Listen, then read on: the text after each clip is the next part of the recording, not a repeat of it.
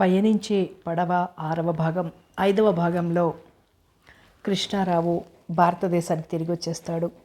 ఇక భాస్కర్ రావు చెల్లెలకి కృష్ణారావు దగ్గరవడం ప్రారంభమవుతుంది. కానీ భాస్కర్ రావు చెల్లెలు అతనితో అంటిముట్టనట్టుగానే ప్రవర్తిస్తూ ఉంటుంది. కృష్ణారావును పెళ్లి చేసుకోమని తల్లిదండ్రుల ఒత్తిడి ఎక్కువ అవుతుంది. కథ కొనసాగుతుంది.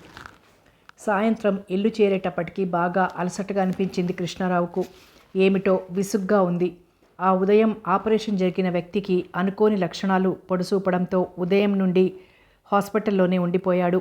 ఇంటికి వచ్చి తలుపు తీయగానే కింద పడి ఉన్న ఉత్తరాలు పలకరించాయి. వంగి వాటిని తీసుకుని ముందున్న బల్ల మీదకు గిరాటేసి వాలు కుర్చీలో విశ్రాంతిగా వెనక్కి వాలాడు. కళ్ళు మూసుకున్నాడు. మగతలాంటి నిద్ర ఆవరించింది. వాకిట్లో స్కూటర్ వచ్చి ఆగినట్లు చప్పుడై లేచి చూశాడు. అప్పుడే భాస్కర్ ఒక చేత్తో టెన్నిస్ రాకెట్తో లోపలికి వస్తున్నాడు. అతన్ని చూడగానే చటుకుని గుర్తుకొచ్చింది. ఆ సాయంత్రం టెన్నిస్ కోర్టులో కలుసుకుందామని అనుకున్నట్లు. మర్చిపోయావా? బద్ధకం వేసిందా? భాస్కర్ అడిగాడు లోపలికి రాకుండానే. రెండూను. కమిన్. సారీ, ఇప్పుడే హాస్పిటల్ నుంచి వచ్చాను. Here goes another evening. Bat మంచం మీద పడేసి కుర్చీలో కూర్చుంటూ అన్నాడు భాస్కర్. ఏం డాక్టర్లోయ్, పేషెంట్స్గానే ఉంటున్నారు, డాక్టర్లు అలసిపోతున్నారు. నవ్వాడు. Losing bottle. ఏమిటి కబుర్లు? ఏమున్నాయి? భుజాలు కదిలించాడు. అనుకున్నట్లుగా టెన్నిస్ కోర్టుకు వెళ్ళాను. నీకోసం వెయిట్ చేస్తుంటే రఘు కనిపించాడు. అతనితో ఓ గేమ్ ఆడి అసలు నువ్వేమైపోయావో చూద్దామని ఇటొచ్చాను. కృష్ణకు బాగా బద్ధకం అనిపించింది. లేచి ఇప్పుడే వస్తానని బాత్రూంలోకి వెళ్ళి మొహం కడుక్కొచ్చాడు. తుడుచుకున్న తువ్వాలు కుర్చీ వెనుక వేసి ఈవేళ హాస్పిటల్లో వర్క్ చాలా ఎక్కువగా ఉంది. మధ్యాహ్నం లంచ్కి కూడా టైం దొరకలేదు అన్నాడు టేబుల్ మీద పడేసిన ఉత్తరాలు అందుకుంటూ. ఉత్తరాల్ని ఓసారి అటు ఇటు చూసి ఒకదాన్ని తీసుకుని మిగిలిన వాటిని బల్ల మీద ఉంచేశాడు. టేబుల్ మించి నైఫ్ తీసుకుని తెరిచాడు. పైనుంచి కింద దాకా గబగబా చదివేస్తుంటే అతని కనుబొమ్మలు ముడుచుకున్నాయి. చిరాగ్గా ఉత్తరం మడిచి కవర్లో ఉంచేస్తూ అనుకున్నాడు. వీళ్ళకి ఎన్నిసార్లు చెప్పినా అర్థం కాదు. మనసులో అనుకుంటున్నది పైకి అనేశాడు. ఏమిటన్నట్లు చూశాడు భాస్కర్. ఈ దేశం వచ్చి సంవత్సరం దాటిందో లేదో పెళ్లి చేసుకోమంటూ ఓ డజన్ ఉత్తరాలు వచ్చాయి. చేసుకో, ఎందుకు ఇంక ఆలస్యం? చనువుగా అన్నాడు భాస్కర్. అవునవును, నువ్వేమో హాయిగా ఫ్రీ బర్డ్లా తిరుగు, నన్ను మాత్రం రెండోసారి త్వరపడమంటావు అన్నాడు. ఏమనేందుకు తోచని భాస్కర్ మౌనంగా ఉండిపోయాడు. నా సంగతి సరే గాని నీ విషయం చెప్పు. ఎవరైనా తారసపడి భగ్నహృదయుణ్ణి చేసిందా కొంపదీసి? కావాలని అడిగాడు పద్మ చెప్పిన మాటలు గుర్తుకు తెచ్చుకుంటూ. అదేం లేదు, అలాంటి అదృష్టమేమీ తగల్లేదు నవ్వుతూ అన్నాడు. నేను సీరియస్గా అడుగుతున్నాను. నిజమే, చదువు పూర్తయి ఉద్యోగంలో చేరిన కొత్తలో నిజంగా పెళ్లి చేసుకుని సెటిల్ అవ్వాలనిపించింది. అప్పుడేవో బాధ్యతలు, అప్పులు, అప్పుడు వీలవలేదు. తరువాత మళ్ళీ అలాంటిదేమీ అనుకోలేదు. అతి తేలిగ్గా చెప్పాడు. అతను చెప్పింది నమ్మకపోయినా రెట్టించి అడగాలనిపించలేదు కృష్ణారావుకు. ఎంత స్నేహితుడైనా అంత అధికారం తనకేముంది? అతని అంతరంగిక విషయాలు తరిచి అడగటానికి ఆలోచిస్తూ ఉండిపోయాడు. వెంటనే టేబుల్ మీద ఉత్తరాన్ని అందుకుని తెరిచి చూస్తూ, ఈ ఉత్తరం చూడు, మీ ఊరి వాళ్లే, నీకు తెలిసేమో అంటూ తండ్రి రాసిన ఉత్తరాన్ని భాస్కర్కి అందించాడు. ఏమిటి అంటూనే ఉత్తరాన్ని అందుకున్నాడు. మా నాన్న ఏదో పెళ్లి సంబంధం సంగతి రాశారు, చూడు, నువ్వు రికమెండ్ చేస్తే చేసుకుంటాను నవ్వుతూ అన్నాడు. నవ్వుతూ ఉత్తరాన్ని చదవబోయిన భాస్కర్ మొహం ఉదాసీనంగా మారిపోయింది. అతనికి తెలియకుండానే పెదవులు బిగబట్టాడు. ఊపిరి బిగబట్టి శ్రద్ధగా చదువుతున్న భాస్కర్ మొహం ఆశ్చర్యంగా చూశాడు కృష్ణ. ఉత్తరాన్ని మడిచి మౌనంగా అందించాడు. నీకు తెలుసా వాళ్ళు? చటుక్కున తలెత్తాడు. అసలు ఆ ఉత్తరం చదివిందే అందుకన్న విషయం మరిచి ఆలోచనలో మునిగింది అతని మనసు. క్షణం సేపు తడబడ్డాడు. నాకట్టే పరిచయం లేదు, కానీ తెలుసు. మంచి కుటుంబం. ఆర్థికంగా చితికిపోయారు కానీ ఇంకా మాట్లాడాలనిపించలేదు భాస్కర్కి. ఆర్థికంగానూ అన్ని విధాలా బాగుంటే నా దాకా ఎందుకు వస్తుంది కానీ ఆగిపోయి కళ్ళు మూసుకున్నాడు. మనసంతా ఏమిటోగా ఉంది. కృష్ణారావు వయసులో ఉన్నవాడు. రెండవ పెళ్లి చేసుకోవడం అనేది సర్వసామాన్యంగా అనిపించవచ్చు. కానీ పెళ్లి చేసుకుని భార్యని కోల్పోయి మళ్ళీ అందుకు సిద్ధమవడం అనేది ఎంత బాధాకరమైందో అది కేవలం అనుభవపూర్వకంగా తెలియవలసిందే కానీ ఊహిస్తే అర్థమయ్యేది కాదు. చేయబోతున్న ప్రతి పనిలోనూ గతం గుర్తుకొచ్చి తూట్లు పొడుస్తూ ఉంటే కొత్త జీవితంలోకి అడుగుపెట్టడం కష్టం. గత స్మృతులను మరచిపోలేక సరికొత్త జీవితాన్ని సరిదిద్దుకోనూ లేక మనిషి నిజంగా నలిగిపోతాడు. ఇప్పుడు కృష్ణారావు పరిస్థితి అదే విధంగా ఉంది. ఏ పని చేయబోయినా దుర్గ తాలూకు ఆలోచనలు అతన్ని వెంటాడుతున్నాయి. ఆ పూట ఆ ఇద్దరి మధ్య పెద్దగా మాటలు సాగలేదు. సంభాషణ పొడిగించాలని ఇద్దరూ ప్రయత్నించలేదు. ఇద్దరి మనసులు చెరొక రకపు ఆలోచనలను పెనవేసుకుని ఉన్నాయి. భాస్కర్ ఇంటికెళ్ళాక అతను సడన్గా ఎందుకంత స్తబ్దుగా మారిపోయాడో ఎంత ఆలోచించినా కృష్ణారావుకు అర్థం కాలేదు. తండ్రికి ఏం సమాధానం రాయాలా అన్న ఆలోచనలో మునిగిపోయాడు. ఆ అమ్మాయి ఎంత పేద కుటుంబం నుంచైనా రాని, ఎంత చక్కనిదైనా కానీ తను మాత్రం పెళ్లి చేసుకోలేడు. ఏమాత్రం పరిచయం లేని ఓ అమ్మాయితో జీవితంలో తిరిగి బంధాన్ని పెంచుకోలేడు. అపరిచితంగా అల్లుకున్న అనుబంధమైన ఎన్ని ఆశలు, ఎన్ని అనుభూతులు. తీరా తను మళ్ళీ జీవితంలో స్థిరపడ్డాక ఏదైనా జరిగితే ఆ ఆలోచన శరీరాన్నంతా గగురు పొడిచింది. అప్రయత్నంగా దుర్గమాటలు గుర్తుకొచ్చాయి. ఓ చెంప దెబ్బతిన్న పిల్లాడి మీద మళ్ళీ చెయ్యెత్తితే దెబ్బ తగలకుండానే తగిలినంత గట్టిగా కళ్ళు మూసుకుంటాడు, తగులుతుందన్న భయంతో.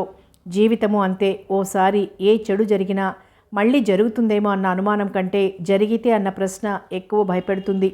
ఆ మాట అక్షరాలా నిజమనిపిస్తుంది. తను మళ్ళీ పెళ్లిని గురించి ఆలోచించాలంటే ఏదో భయం, ఏదో సంశయం. పద్మతో ఎప్పుడు మాట్లాడుతున్నా చనువుగా ఏదో అడగాలని మనసు తొందర పెడుతుంది. కానీ ఆమె ఉద్దేశాలు, ఆలోచనలు మాత్రం అతన్ని ఆమాడు దూరంలో నిలబెడతాయి. లాభం లేదు. ఓసారి ఇంటికి వెళ్ళాలి, నాన్నతో మాట్లాడాలి. భాస్కర్ ఏమిటి అంత ముభావంగా ఉండిపోయాడు? ఎంత ఆలోచించినా అర్థం కాలేదు కృష్ణకు. అలా అని ఆలోచనలు అతన్ని విడిచిపెట్టనూ లేదు. దరిచేరని ఆలోచనలు గిరికీసినట్లు ఓ పరిధిలో సుళ్ళు తిరగసాగాయి. వారం అనంతరం భాస్కర్ని కలుసుకున్నప్పుడు చెప్పాడు కృష్ణ, ఒకసారి ఊరు వెళ్ళి రావడానికి నిశ్చయించుకున్నానని. బహుశా మీ ఊరు వెళ్తావేమో, మీ బాబాయ్ గారు అడ్రస్ ఇవ్వు, చూసి వస్తాను అని అన్నాడు భాస్కర్ మొహంలోకి తరిచి చూస్తూ. బదులేమీ పలక్కుండా కాగితం మీద అడ్రస్ రాసి చేతికి అందిస్తూ గుడ్ లక్ అన్నాడు Bhaskar. Thank you, I need it. శ్రావణ మేఘాలు చెదురుమదురుగా తిరుగుతున్నాయి. మబ్బుగా ఉన్న వాతావరణం మందంగా, బద్ధకంగా ఉంది. ఇళ్ళు, వాకిళ్ళు పచ్చని తోరణాలతో కళకళలాడుతున్నాయి. ఎక్కడ చూసినా విరగబూసిన చామంతులు బంతుల్లా ఊగుతున్నాయి. ఆ ఉదయం గోపాలం ఇల్లు హడావిడిగా ఉంది. లోపల మధ్య సావిడిలో చాప 4 కుర్చీలు సర్ది ఉంచాడు. మనసులో మధ్య మధ్య అనుమానం పొడసూపుతూ ఉన్నా ఇదైనా కలిసి రాకపోతుందా అన్న ఆశ అంచెలంచెలుగా అల్లుకుంటోంది. లోపలి గదిలో ఉన్న విజయ మనసంతా చెప్పలేని భావాలు చోటు చేసుకున్నాయి. ఇలాంటి హడావిడి కొత్త కాకపోయినా పుట్టిన ప్రతి జీవితానికి జరిగి తీరవలసిన పెళ్ళేదో జరిగిపోతే చాలు అన్న భావన బలంగా నాటుకుపోయింది. రానున్న వ్యక్తి ఎలాంటివాడు, ఎలా ఉంటాడు అన్న ఆలోచన కూడా తావు లేకుండా చేసింది తనకు. పెళ్ళైపోతే, అన్నయ్యకు బరువు తీరిపోతే ఎలాంటి జీవితమైతే ఏం? ఇక్కడేం సుఖపడిపోతోంది కనుక ఎక్కడో సుఖపడుతుందా లేదా అన్న దిగులుకు నిర్లిప్తంగా నవ్వుకుంది. తన పిచ్చి కాకపోతే మటుకు ఈ వేల్టి రోజు ఇంతకు ముందు గడిచిన ఎన్నో రోజుల్లాంటిది కాకుండా ఎలా ఉంటుంది? ఎంత రెండో పెళ్ళైతే మాత్రం ఫారెన్ రిటర్న్డట. కాలేజీ చదువైనా లేని తనలాంటి దాన్ని చేసుకోవడానికి అంగీకరిస్తాడా? అన్నయ్యదంతా వెర్రి. అప్రయత్నంగా నవ్వొచ్చింది విజయకు. ఒక్క కొడుకట, పై చదువులకు అమెరికా వెళ్ళొచ్చాడట, మంచి ఉద్యోగం. వదిన మొహంలో కళలు మారిపోయాయి. అప్పుడే ఆ అదృష్టమంతా తనకు పట్టినట్లు పెళ్ళై తన ఇంట్లోంచి వెళ్తే చాలనుకుంటోంది. అటువంటిది మళ్ళీ వాకిట్లో కారు హారన్ మోగింది. ఒక్కసారి గుండెలు గబగబా కొట్టుకున్నాయి. మెల్లిగా కిటికీలోంచి వాకిట్లోకి తొంగి చూసింది. కారులోంచి దిగుతున్న వాళ్లల్లో పెళ్ళికొడుకు అనదగ్గ వ్యక్తి ఎవరూ కనిపించలేదు. అందరూ మధ్య వయసుకి పైబడ్డ వాళ్ల మల్లేనే కనిపించారు. భయం భయంగా చూసింది. మనసంతా దిగులుతో నిండిపోయింది. కళ్ళల్లో నీళ్లు గిర్రును తిరిగాయి. ఆదివారం సాయంత్రం 4 గంటలవుతోంది. రేడియోలోంచి సన్నగా పాటలు వినిపిస్తున్నాయి. పద్మ స్నేహితురాలింటికి వెళ్ళింది. పేం కుర్చీలో కూర్చుని కాళ్ళు ముందున్న బల్ల మీదుంచి పేపర్ తిరిగేస్తున్నాడు భాస్కర్. నామకార్థం కళ్ళు పేపర్ మీద ఉన్న ఆలోచనలు అన్ని చోట్ల పయనిస్తున్నాయి. కృష్ణ చెప్పిన ప్రకారం నిన్ననే ఈ ఊరు వచ్చేయవలసింది. వచ్చి ఉంటే ఇక్కడికి వచ్చి ఉండేవాడే. అక్కడే ఉండిపోయాడేమో. ఏకంగా అన్నీ నిశ్చయించుకొని నిట్టూర్చాడు. తనిలా ఆలోచించకూడదు. చిన్న వయసులోనే భార్యను కోల్పోయి ఇప్పుడిప్పుడే స్థిరపడడానికి సిద్ధమవుతున్న అతనికి తప్పకుండా విజయ్ లాంటి భార్య దొరకాలి. లతలా అల్లుకుపోయిన అనుబంధానికి దారులు తవ్వుతున్న తన ఆలోచనలకు ఈనాటితో పరిసమాప్తం. ఇంక విజయ తనకేం కాదు. నిర్లిప్తంగా నవ్వుకున్నాడు. ఇప్పుడేమిటి? విజయ ఎప్పుడూ తనకేం కాదు. ఇదంతా స్వయంకృతానుబంధం. విజయ ఏమనుకుంటోంది? సంతోషంగా ఒప్పుకొని ఉంటుంది. ఏనాడో తనని మర్చిపోయి ఉంటుంది. ఆనాడే విజయ తన మాట మీద నమ్మకం ఉంచగలిగితే విజయ అంత చొరవ చెయ్యలేదు. విజయ చొరవ చేస్తే తామిద్దరూ ఏనాడో కలుసుకుని ఉండేవారు. ఆమెను అనుకోవడం దేనికి? తను చేయగలిగాడా తిరిగి ప్రయత్నం? మగవాడై ఉండి తన కాళ్ల మీద తను నిలబడి తను కోరుకుంటున్న అమ్మాయిని వెళ్ళి అడిగేంత చొరవ తను చేయగలిగాడా? ఆఖరికి ఒక్క రాత్రి తప్ప మళ్ళా ఆ ఊళ్ళో కూడా ఉండలేదు. అయినా ఎన్నోసార్లు అనుకున్నాడు ప్రయత్నిద్దామని. కానీ ఏదో సందేహం. తను పొరపాటు చేశాడు. తనకి ఇంత మక్కువ ఉన్నప్పుడు ఖచ్చితంగా వెళ్ళి అడగవలసింది. కానీ ఏమని? చేసిన పని చాలక మళ్ళీ ఏం మొహం పెట్టుకుని వచ్చావంటే తను చేసిన పనిలో మంచి చెడుల విచక్షణ ఇతరులు చూడవలసిందే గాని తనకు రుజువులేం లేవు.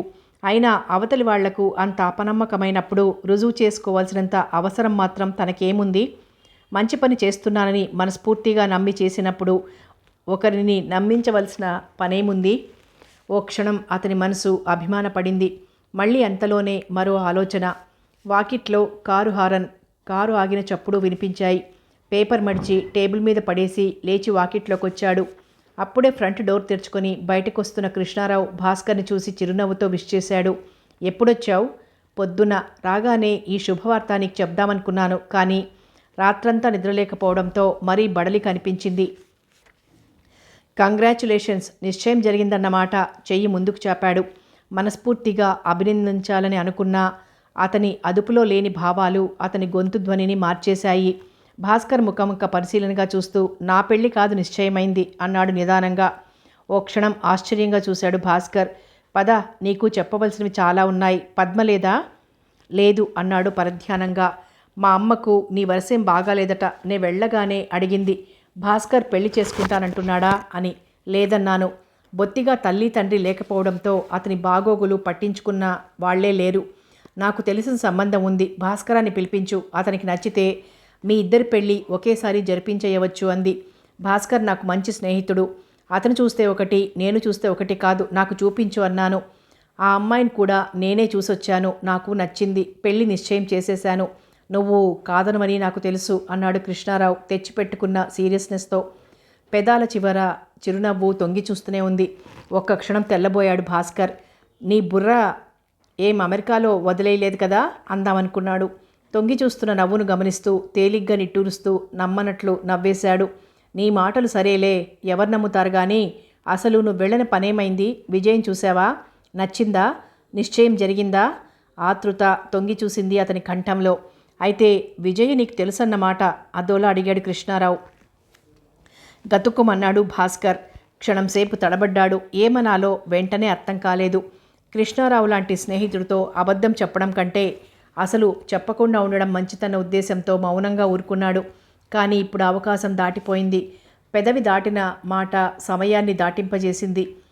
భాస్కర్ నిరుత్తరుడయ్యాడు. విజయ్ను చూడటానికి వెళ్తున్నట్లు తెలిసి కూడా తను మౌనాన్ని ధరించడానికి కారణం ఏమనుకుంటాడు? ఎలా ఊహించుకుంటాడు? ఉన్నదున్నట్లు చెప్పడమే మంచిదేమో. నీకంటే ఆ పల్లెటూరిలో మారుమూల ఉన్న అమ్మాయి నయం అన్నాడు కృష్ణ భాస్కర్ని గమనిస్తూ. ఏం? ఆశ్చర్యంగా చూశాడు భాస్కర్. పెళ్లి చూపులకు వెళ్ళినప్పుడు ఆ అమ్మాయితో విడిగా మాట్లాడాలని కోరాను. అలాంటి అవకాశం కోసమే ఎదురు చూస్తున్నట్లుందా అమ్మాయి. వెంటనే పక్క గదిలోకి వచ్చి చెప్పింది. 4-5 ఏళ్ల క్రితం భాస్కర్ అనే చిన్నవాడు నన్ను చూడటానికి వచ్చి పోతూ నా మనసు కూడా పట్టుకుపోయాడు. మనసు పట్టుకుపోయిన మనిషి మళ్ళీ కనిపించలేదు. అతని జాడ కూడా తెలియలేదు. నన్ను పెళ్లి చేసుకుంటే ఇవ్వడానికి సెకండ్ హ్యాండ్ మనసు కూడా నా దగ్గర లేదు.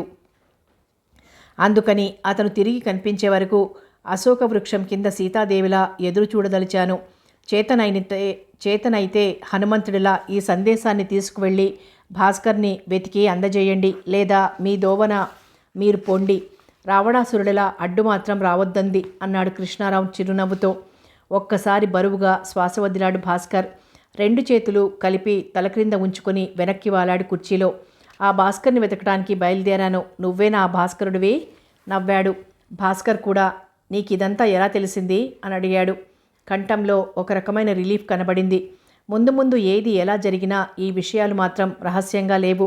చెప్పానుగా, నేను నమ్మను. విజయ్ అంత చొరవ చేయగలిగిన అమ్మాయి కాదు. ఆశ్చర్యంగా చూశాడు కృష్ణారావు.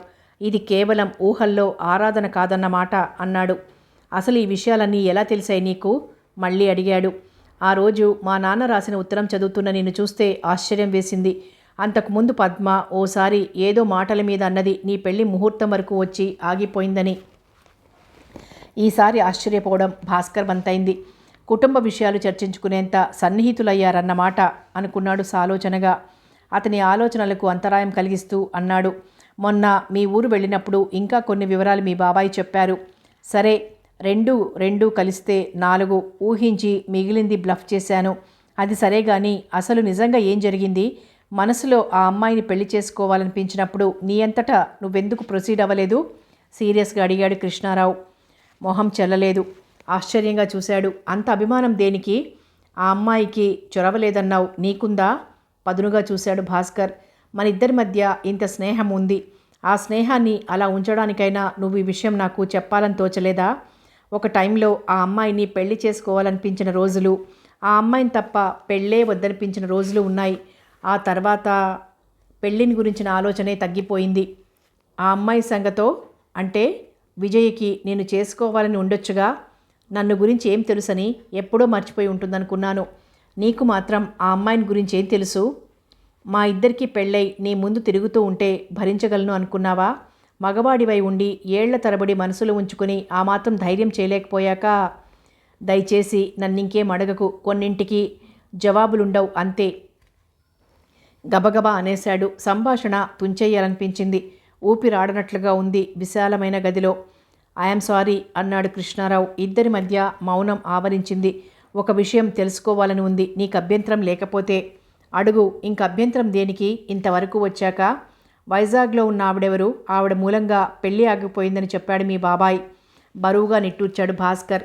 ఆవిడ మూలంగా కాదు, కేవలం అపోహ మూలంగా. కొద్ది క్షణాలు మాట్లాడకుండా ఉండిపోయాడు. నీకో విషయం చెప్పనా? మా ఇద్దరిని గురించి చాలామంది చాలా రకాలుగా అనుకున్నా నాకెవ్వరికీ ఏ విషయం వివరించి చెప్పాలనిపించలేదు. కానీ నీకు చెప్తున్నాను. ఆవిడకు నాకు నిజంగా ఎటువంటి సంబంధము లేదు, స్నేహం తప్ప. ఆవిడ రాజ్యలక్ష్మని చూస్తూ ఉంటే నాకు పద్మని చూస్తున్నట్లే ఉంటుంది. ఒక విధంగా మా ఇద్దరికీ స్నేహం కలవడానికి కారణం కూడా పద్మే. ఆశ్చర్యంగా చూశాడు కృష్ణ. కొద్ది క్షణాలు మౌనంగా గడిచిపోయాయి. భాస్కర్ తిరిగి ప్రారంభించాడు. పద్మ సంగతులు నీకు చాలా భాగం తెలుసుగా. అత్తవారింట్లో ఉన్న ఏడాది నరకం అనుభవించింది. అసలు కొడుకు కోడలు సుఖపడటం సహించలేని వాళ్ళు కొడుక్కి పెళ్ళెందుకు చేశారో నాకు అర్థం కాదు. నేను బాధపడతానని సామాన్యంగా అది ఉత్తరాలు కూడా రాసేది కాదు. కానీ ఆ రోజు ఉత్తరం వచ్చింది. ఆ ఉత్తరాన్ని చదివి ఎంత బాధపడ్డానో చెప్పలేను. ఉత్తరం నిండా ఏదేదో రాసింది. అన్నయ్య, నువ్వే బాధపడతావన్న భయం లేకపోతే నేనేనాడో చచ్చిపోయేదాన్ని. నాకు జీవించాలని కోరిక లేదు. పెళ్ళై ఏడాది దాటుతున్నా మా ఇద్దరి మధ్య ఎటువంటి సంబంధ బాంధవ్యాలు లేవు.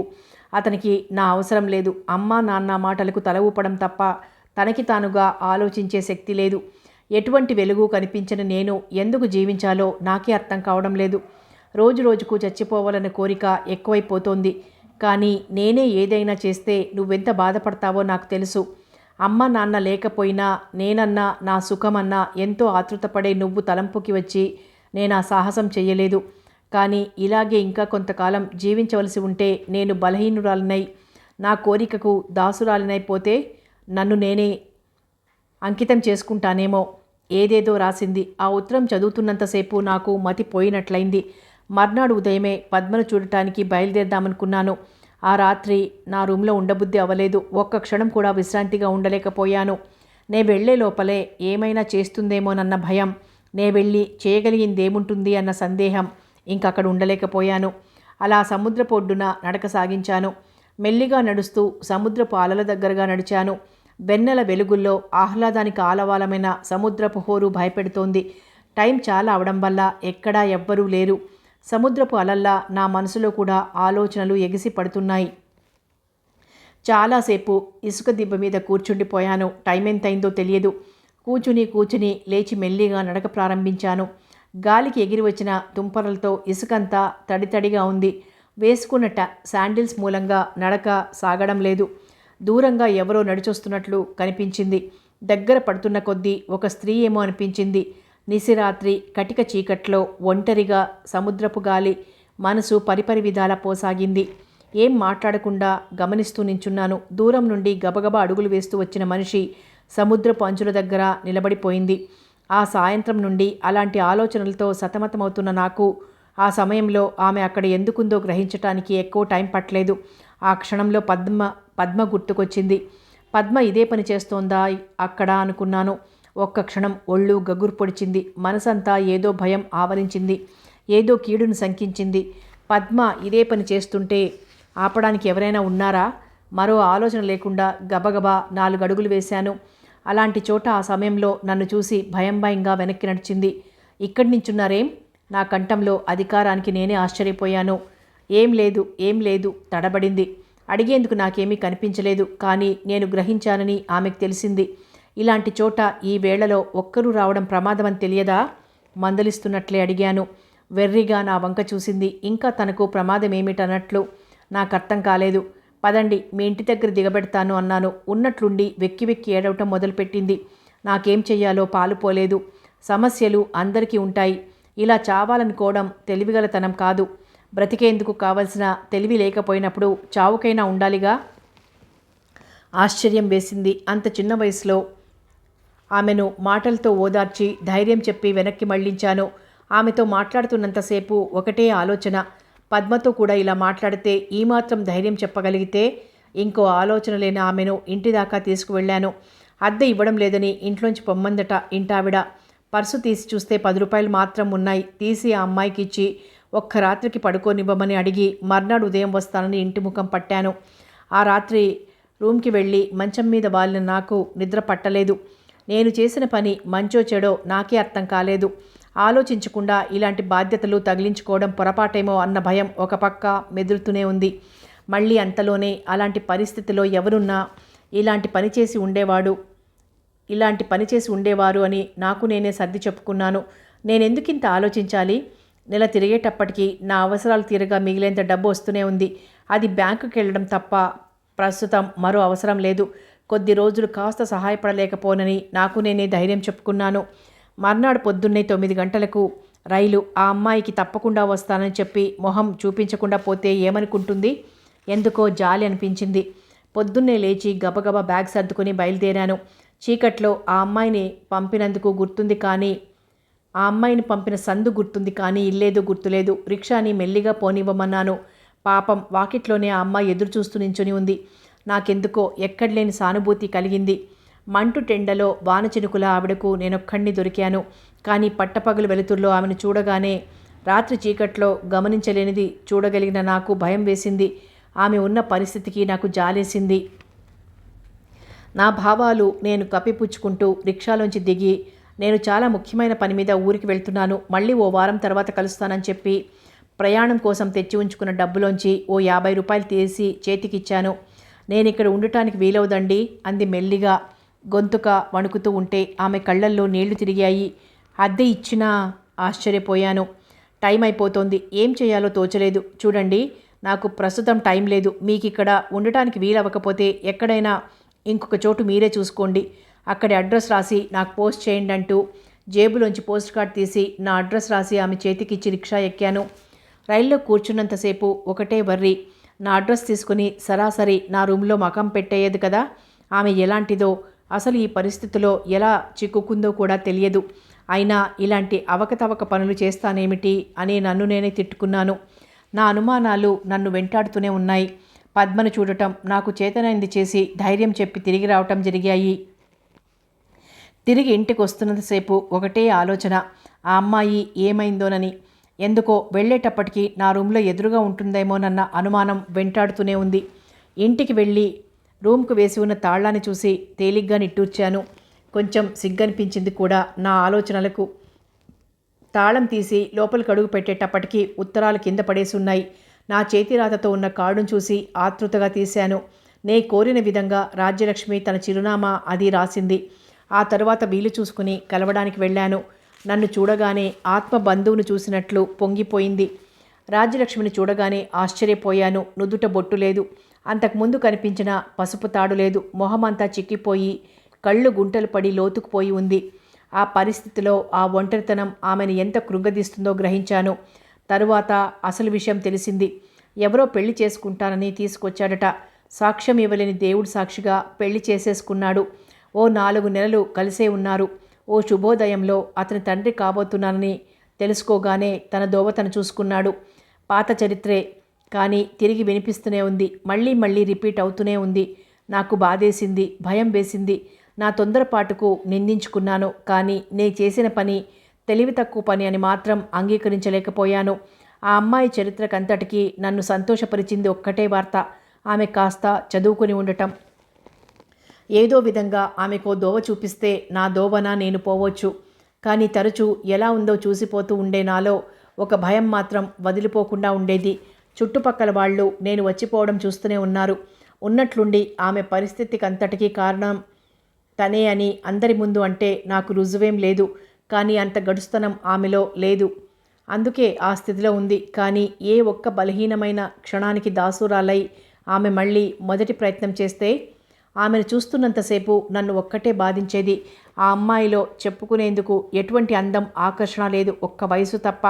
అదే ఆ పిరికివాడిలో కోరికలను ఆకర్షించింది, మోసం చేసింది. అటువంటి అమ్మాయిని అంత మోసం చేయాలని ఎందుకు కోరిక కలిగిందో నాకు అర్థం కాలేదు. ఓ రోజు అడిగాను, అతని ఊరు పేరు చెప్పండి, ఏమైనా తెలుస్తుందేమో విచారిస్తాను. ఆమె శుష్కంగా నవ్వింది. ఎందుకండి మీకు ఈ ప్రయాస అంది. ప్రయాస ఏమీ లేదు. మీకు ప్రయాస ఏమీ లేకపోయినా అది వ్యర్థమని నాకు తెలుసు అంది నిర్లిప్తంగా. ఎటువంటి మగవాడైనా ఏమాత్రం మనసున్నా ఇలాంటి పని చేసి ఉండేవాడు కాదు. తనది అని చెప్పుకునేందుకు బిడ్డల్ని వాంఛిస్తారు. అసలు బిడ్డలే లేకపోతే జీవితం సాఫల్యం కాదనే అనుకుంటారు. అటువంటి అవకాశానికి భయపడేవాడు మనిషే అంటారా? ముమ్మాటికి మనిషే. మనిషి కాబట్టే భయపడ్డాడు. నవ్వి ఊరుకుంది. ఆమె చేత మాత్రం అతని పేరు చెప్పించలేకపోయాను. కానీ ఎంత వదిలేసి వెళ్ళిపోయినా మాంగల్యం, బొట్టు, మంగళ చిహ్నాలన్నీ తీసివేయడం ఏదోగా అనిపించింది నాకు. ఎంత వద్దనుకున్నా కారణం అడగకుండా ఉండలేకపోయాను. ఉన్నాడు అంటే ఎక్కడ అన్న ప్రశ్న వస్తుంది, లేడు అంటే ఆ ప్రశ్నే లేదుగా. నివ్వెరపోయాను. ఉన్న మనిషిని లేడని ఎవరిని మభ్యపరుద్దామని అడిగాను. నా చుట్టూ ఉన్న సంఘాన్ని, నన్ను నాశనం చేసిన మనుష్యులను. అన్యాయానికి బలి అయిన ఆమె మనసు నిరాశతో కృంగిపోయి ఒక విధమైన కాఠిన్యం ఆవరించుకుంది. ఆ వ్యక్తి ఎటువంటి వాడైనా నిండు హృదయంతో ప్రేమించింది, పరిపూర్ణంగా నమ్మింది. రెండింటినీ నాశనం చేశాడు. ప్రేమను ద్వేషం ముంచింది, నమ్మకం నాశనమైంది.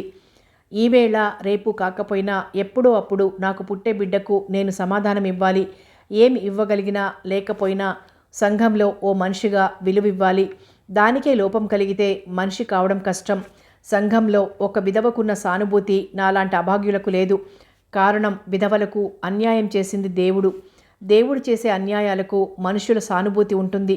కానీ మనిషి అన్యాయం చేస్తే దేవుడికి కూడా సానుభూతి ఉండదు. ఆ అన్యాయంలో నా తెలివి తక్కువతనం కూడా భాగం ఉండటం వల్ల అందుకే నాలాంటి అభాగ్యుల జీవితాలు ఇంత అన్యాయంగా ఉంటాయి అంది.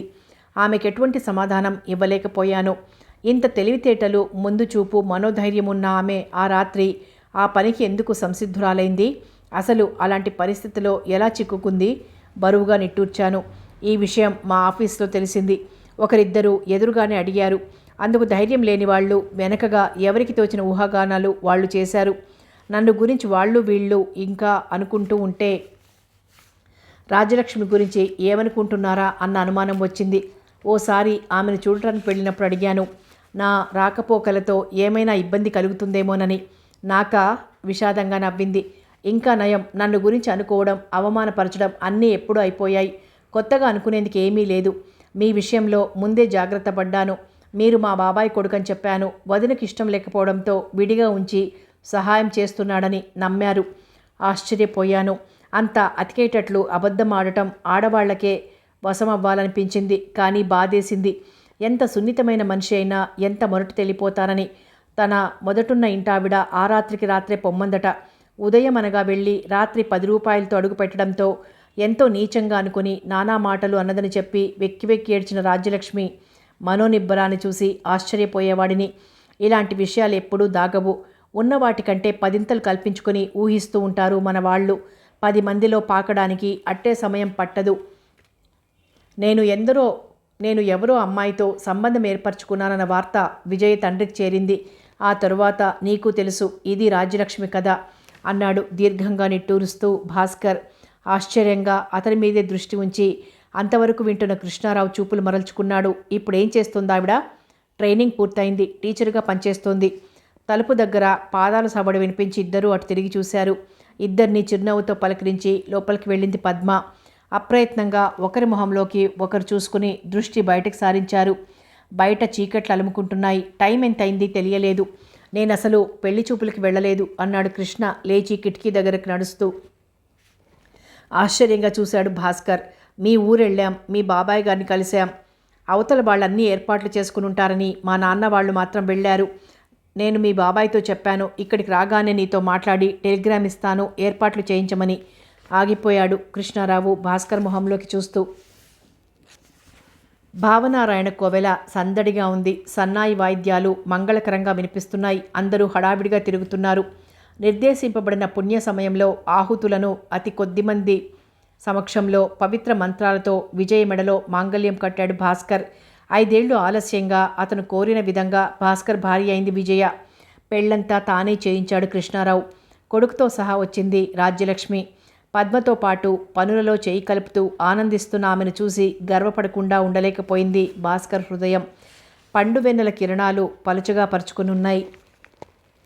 తెల్లని పాన్పం మీద పరుచుకుని ఉన్న జాజి మొగ్గలు మత్తుగా ఆహ్వానిస్తున్నాయి.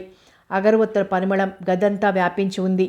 తెల్లని చీర, తల మొదలులోంచి బరువుగా భుజాల మీదకి జారిపడుతున్న పూలు, మృదువుగా వస్తున్న మొగలి పరిమళంతో తలుపు తోసుకొస్తున్న విజయ వంక తపనగా చూశాడు భాస్కర్.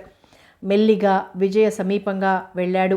భుజాల చుట్టూ చేతులు వేసి దగ్గరగా లాక్కుంటూ విజయ అన్నాడు ఆవేశంగా. అతి దగ్గరగా ఉన్న విజయకు అతి మధురంగా వినిపించిన ఆ పిలుపు కళ్ళల్లో నీళ్లు గిర్రును తిరిగేలా చేసింది. తండ్రి తరువాత అలాంటి ఆదరణకు తపించిపోయిన విజయ అతని గుండెల్లో మొహం దాచుకుంది. పొడిగా వదులుగా ఉన్న జుట్టులోకి చేయి పోనిచ్చి నిమురుతూ ఉండిపోయాడు చాలాసేపు. చూడు, ఇలాంటి క్షణానికి ఎంతకాలం ఎదురు చూసేలా చేశావో అన్నాడు విజయ మొహంలోకి తరచి చూస్తూ. నేనా అన్నట్లు చూసింది. అప్పుడే నాతో వచ్చేసి ఉంటే ఈ ఎదురుచూపే ఉండేది కాదుగా. అందుకే ఉత్తరం రాశాను అంది చటుక్కున. వెంటనే కళ్ళు దించుకుంది. నాకా? ఎప్పుడు? సంభ్రమంగా అడిగాడు. సిగ్గుపడింది విజయ. ఏం రాశావందులో? నిన్నే. మీరే ఊహించండి. తల అడ్డంగా ఊహించాడు. నిన్ను గురించి ఊహించి ఊహించి అలసిపోయాను. ఇంకా వాస్తవంలో తప్ప ఊహల్ని భరించలేను. నవ్వింది. చెప్పు. ఒక క్షణం తటపటాయించింది విజయ. ఏముంది చెప్పడానికి? మీ మాట విని రానందుకు చింతిస్తున్నానని. ఆగిపోయింది. ఇక చాలు, నువ్వు నాకేం చెప్పక్కర్లేదు. ఏం? నీ కోసం నేనెంత ఎదురు చూశానో నీకు తెలియదు. అందులో సగమైనా నువ్వు నా కోసం ఎదురు చూశావని తెలిస్తే. హృదయానికి హత్తుకున్నాడు బలంగా. ఏదో చెప్పబోయి విజయ మాటలు బయటికి రానియకుండా అడ్డుపడ్డాయి అతని పెదవులు. వరండాలో మంచం మీద పడుకుని ఉంది పద్మ. ఎంత ప్రయత్నించినా నిద్ర ఆమెకు చేరువగా రాలేదు. ఏవో ద్వంద్వ భావాలు ఆమె మనసులో చోటు చేసుకుని నిలవనీయకుండా చేస్తున్నాయి. ఉదయం నుండి పెళ్లి పనులతో హడావిడితో బాగా అలసిన శరీరం విశ్రాంతి కోరుతున్నా మదన పడుతున్న మనసు మేల్కొలుపుతూనే ఉంది. అన్నయ్య కోరిన విధంగా వివాహం పూర్తయింది. ఇంతవరకు ఎలా ఉన్నా ఇక ముందైనా సుఖపడతాడు. తను రిజల్ట్స్ వస్తాయి, తప్పకుండా పాస్ అవుతుంది. తరువాత MA. ఆ పైన అదే భయపెట్టింది పద్మను. గమ్యం లేకుండా చొచ్చుకుపోతోంది తన జీవితం. భవిష్యత్ ఎప్పుడు భయంగానే ఉంటుంది. అంతా అగమ్య గోచరంగా ఉంటుంది పద్మకు.